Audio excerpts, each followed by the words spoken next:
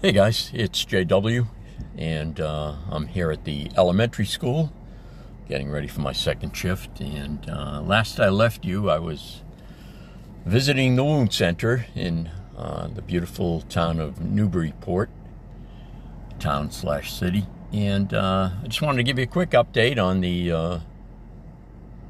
the wound center visit. As I suspected, things have improved. And also, as I suspected, my doctor still wasn't all that happy about it. She thinks it should be further along than it is, and she's probably right. But I'm kind of happy with the progress I'm making. And yesterday's was the most improved it's been since day one in terms of percentage of improvement. So I hadn't seen them in a couple of weeks, and the improvement was dramatic in their words of the nurses. So I heard them when the one nurse who took all the measurements and stuff went out of the room. She said, "Oh, I'll send the doctor, and I got to go into the room here and check with my other nurses."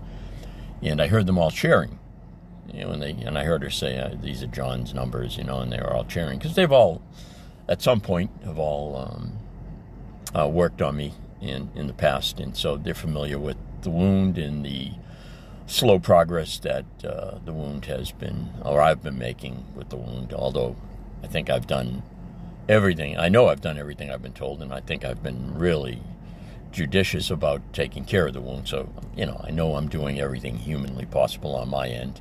And it's just a stubborn wound, as the surgeon who took out the melanoma told me it would be.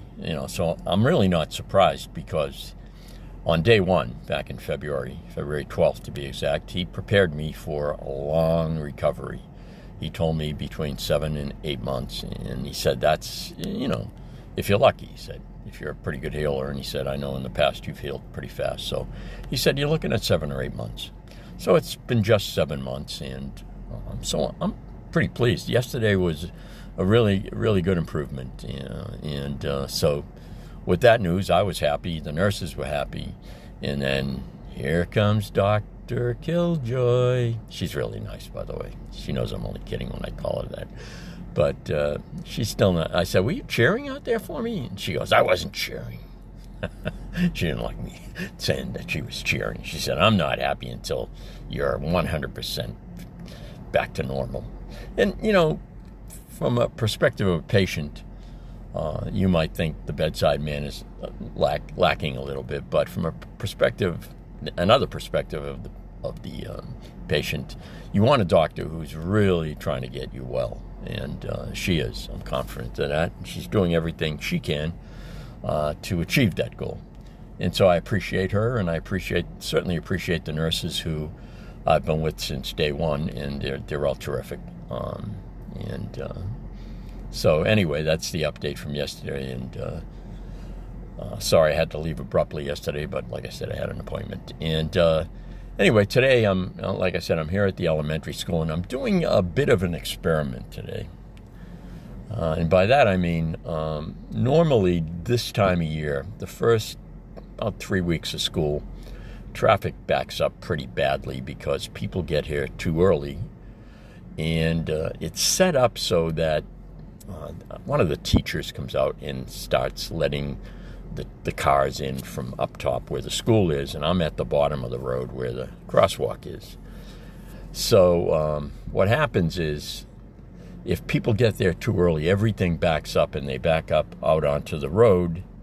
And when they do that, they block the entrance where the buses go in, and the buses need to make that wide turn, as I have explained in some other videos, and I know most of you are aware of that, but apparently a lot of people still aren't aware of the turning ratio that a bus needs when they turn into an area. So I'm hoping that maybe today, without me standing out there and telling them they have to back up because they're blocking the road, that they'll finally figure it out, and maybe they won't do it today.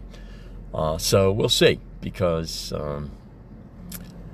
I'm just going to use it as an experiment, and if they want to stack up the road, they'll learn the hard way that the reason I tell them not to do it is because it's going to cost them another half hour of their day if they do. And so I'm purposely staying in the car a little longer. Actually, technically, it's not my job to be directing traffic. I'm there to cross the kids, and I do help the buses get out of the location at the middle school. In this instance, the only reason I do the traffic thing is to help the buses get into the school, because it causes them a lot of problems too. So I can already see it's backing up, and they're not, people will start parking on they'll start blocking the crosswalk, and then I will move someone on a crosswalk because that's where I cross kids, and that's the most important. But I'm not going to rush out of the car and start telling people to back up and going through that whole rigmarole. And then a couple of days ago, a guy got abusive with me, and I was at fault too for losing my temper. When he got abusive with me, I got abusive with him. And I promised myself it's only happened 2 or 3 times in my career that I've been doing this crossing guard thing for like 16 years in 2 different towns. And only maybe 3 times I've lost my cool with someone who was, either abusive or really did something stupid and maybe endangered a kid. The creepers that I mentioned yesterday, sometimes they creep up and they got their head in their device, and I'm ready to cross kids, and they're creeping. They won't come to a complete stop, and they're creeping. They're only like 3 feet away from the crosswalk, and they'll creep up. And so I lost my cool with one guy. So, pay attention. I'm paying attention, So anyway, the day before yesterday, I lost my cool with the guy, and I feel bad about it, even though he deserved it. When I say he deserved it, he was abusive too. And it was not the first time I had to explain to him why he couldn't park where he wanted to park. He pulled in, and he would have been blocking the bus. So just as I was telling him, why he couldn't do it, the bus just came roaring in. It just missed his mirror. So I said something to the effect, I hope you lose your mirror, but I didn't really mean that. I mean, you kind of want them to learn their lesson, but at the same time, as I tell people, I recently started practicing my Christian faith again, and I don't want to wish that on people. Even sometimes I get angry, and I do things that I wish I hadn't do. I guess we all do at some point, but I promised myself I was not going to lose my cool this year, and we're 2 weeks in, and I already did. But at least it's a reminder that I got to work on it still. More work to do, and I'll do the work and it won't happen again. At least I'm going to concentrate hard, and I'm going to pay attention, not let people get to me. So I came up with this. I remember one time I heard some motivational speaker say, when someone speaks to you, before you speak back, count to 10. And it's great if you're a salesperson or you're trying to make a sale with somebody. You should present your argument or you present your proposal, and then shut up, and then count 10 seconds. 1, 100, 2, 100, 3, 100, 4, 100, 5, 100, 6, 100, 7, 100, 8, 100, 9, 100, 10, 100, and then say what's on your mind. By then, you should be able to have calmed down, and in the manner of this making a sale, you give the if someone's going to get comfortable in the exchange, you want it to be the prospect and not you. And they usually get very uncomfortable when there's 10 seconds of quiet. The reason I counted out the whole 10 seconds is it's a long time.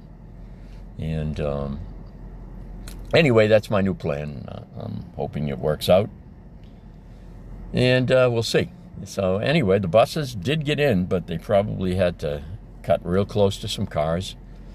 I like to make it easy on them, but I had to do this test today, and I'm probably going to continue this routine because I don't like the abusive nature of some people, and it's not my job to do it.